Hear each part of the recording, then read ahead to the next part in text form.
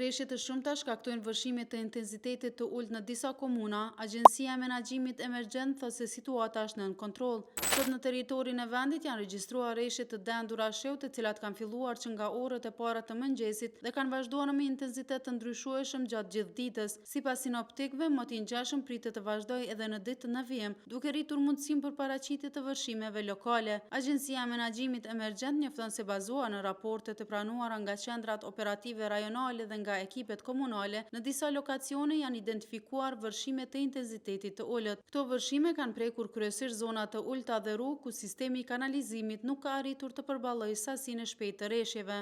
Sipas AME-s, pasi është bërë një vlerësim i përgjithshëm i situatës në vend, rezulton se nuk ka raportime për dëme të mëdha, po ashtu situata konsiderohet e menaxhueshme dhe ekipet aktuale janë në terren dhe po monitorojnë në mënyrë të vazhdueshme zonat e rrezikuara nga vërshimet.